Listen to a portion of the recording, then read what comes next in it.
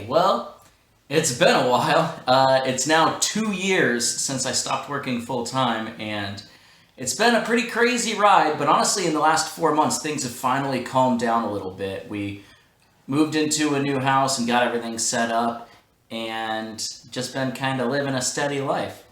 And the latest thing that we've been doing, because we're always trying to improve, is we tried to get better at our chores, just be more efficient with them. Particularly, I wanted to put a focus on cleaning tasks in the house and stuff, because I always felt like I wasn't super great at it, and I always wanted to live in a cleaner house than the one that I had and spend less time cleaning it and that sort of thing.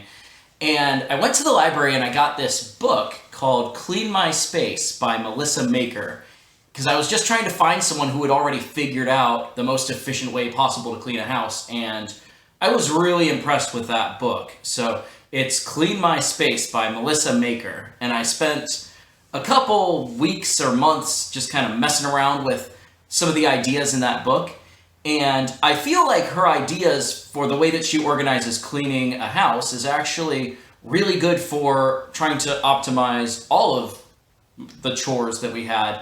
And I kind of ran with some of the ideas in her book. Particularly, one thing that she has you do is you break up every single task that has to be done for cleaning the house, and she had you write it out in a chart for exactly how often you want to do it and what order you'll do them in and that sort of thing. And that was cool and all, but I decided to kind of move to a spreadsheet. And that was when the breakthrough happened, I think, for us, was when we really started organizing all our chores into a spreadsheet and we started keeping track of everything. And I think that that's kind of analogous to how things go with money. So with money, there's kind of this urgency versus efficiency sort of thing. So if you spend your money based on urgency, then maybe you're living paycheck to paycheck, and what your money does is it just pays whatever bill you remember needs to be paid, or the moment you have the money to pay that bill, you pay that one, and you just kind of do that forever. Versus efficiency, which is, well, how do you have efficiency with money? You create a budget and you get organized, right? You start paying attention to if there's an ideal way to spend for a certain thing. And I won't go into the detail on that here because you guys know those techniques, but there's all sorts of things that you can do to get more out of your dollars by being organized and having a budget. And I feel like what I've discovered lately is if you're organized with how you do your chores, just the things that you don't feel like spending time on, then you can actually stretch your time a bit more and end up with more leisure time, which I think is the ultimate goal. So I want to talk about kind of how I developed through that. And later on in this video, I'm going to actually show you my spreadsheet, and if you want to copy it or make something similar, I'll kind of give you the tools to do that. So as we've been messing around with trying to prioritize efficiency over urgency for our tasks, I kind of found 5 different techniques for how that can happen. So for every chore or task that needs to be done, it has an ideal time to do it, an ideal frequency for how often it's done. If it's small tasks, you can be more efficient by grouping multiple small tasks together sometimes. Sometimes it ends up being easier than it would if you completed them separately and you had to pick up and start from scratch. If there's a large task that's sometimes difficult to get started on, you can break it down into smaller tasks. So you can split up large tasks. And you can improve your technique, whether that's experimenting on your own, or you can just do a Google search and ask yourself, how would an expert do such and such? And see if you can even take a stopwatch to it, see if you can find a way to do it faster or better than you did before. So just to repeat those 5 that I found, because those are the ways that I've gotten better at doing those tasks, I think. Each task has an ideal time, an ideal frequency. Small tasks can be grouped, large tasks can be split apart, and technique can be improved. Or you could buy something that makes it easier to do the task as well. So technique or tools could be improved. I'm just going to give some examples of each of those just to make it a little more real world.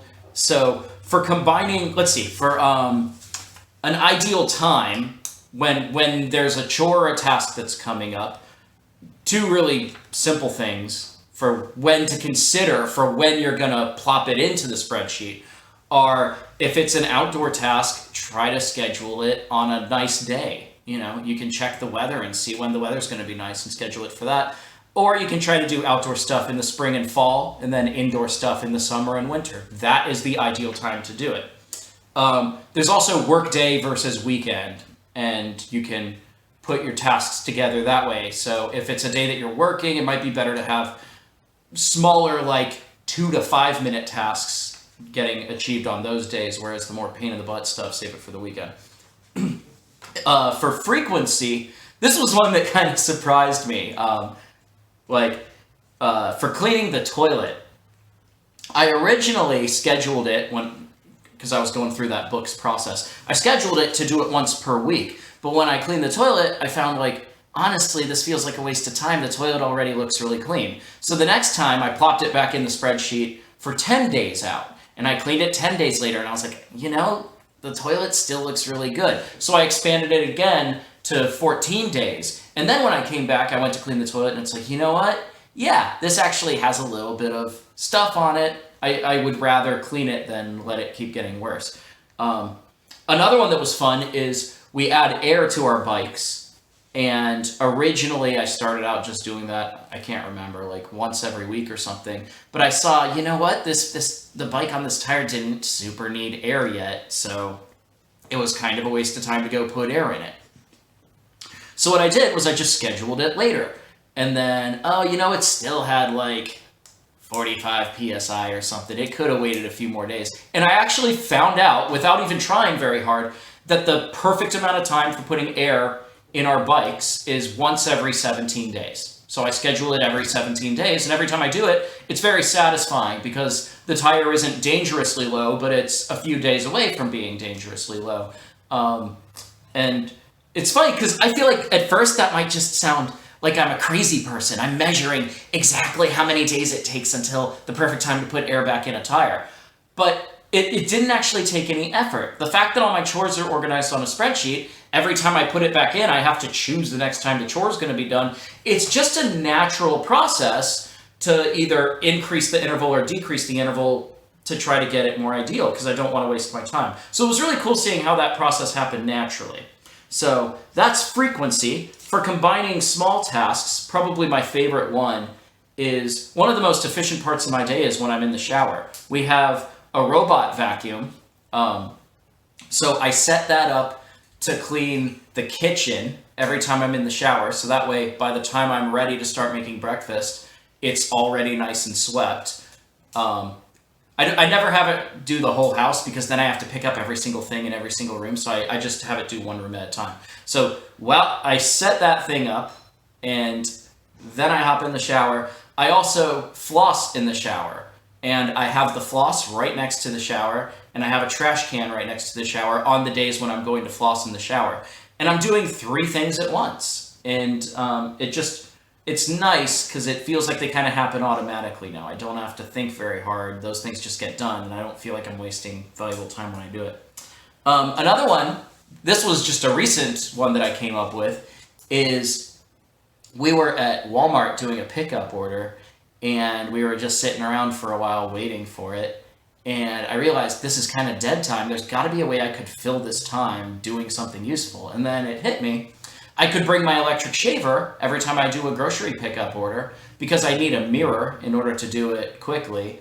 And I have a mirror when I'm in the car and I have 5 or 10 minutes. It's a perfect little time slot to do that. So combining small tasks, especially if there's one task that has a little bit of downtime, even if it's a few minutes, just thinking that through, looking through the spreadsheet and asking yourself, is there anything on here that could be slotted and combined with that other task? For splitting up large tasks, the one that happened recently for me was cleaning our car out. And I used to clean the car as thoroughly as I could about once every 3 weeks, but I hated doing it because it took about an hour and a half to do the entire thing. I mean, the car looked great, but it's hard there's never a day when I feel like spending an hour and a half cleaning my car. So I split it up. Now I have 5 different things on the spreadsheet. Oh, this day, I'm just going to give the windows a quick wash and get all the pollen off of them. On this day, I'm just going to vacuum the front. The back doesn't need to be vacuumed as often. It's the front that gets all the crumbs.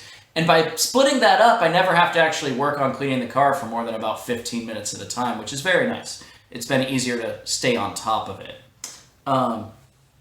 As far as technique goes, my favorite one that I learned from this book was for cleaning our tub and tile. Her technique was to have the cleaner and just gently apply it all over the place. You can do it with a spray or with a sponge or something. And don't clean it, but just walk away from it for like 10 minutes and let the cleaner really do its job.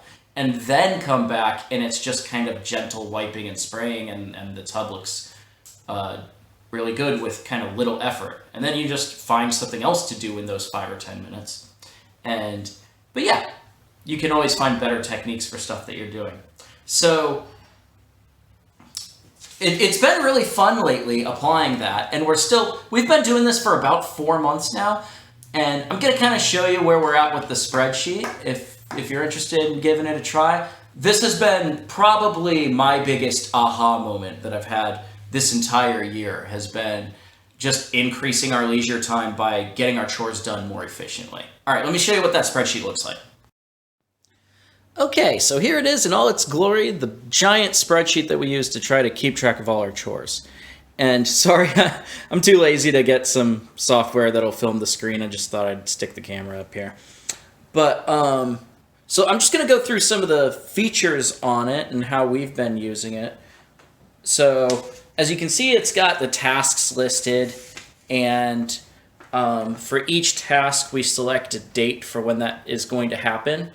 And then this column has a formula in it that calculates how far away into the future that date is going to be. So all the stuff that's red means we should probably get on that pretty soon. I don't really stress if I fall a day or two behind. There are other days where we get all caught up. The idea is to just stay organized. But yeah, and then this is just the stuff that's coming up and so forth. We also have a column for frequency, where we try to decide how often to do it. That's how I kind of experimented with it, like I was saying with the bike tire and the toilet and stuff like that. Because that way when we do a chore, this clues me in on how long ago the last time it was done took place. So probably the coolest feature of this thing is I set up a script where every morning at 2 a.m. it checks to see if there's anything red on the spreadsheet that needs to be completed that day where it's due.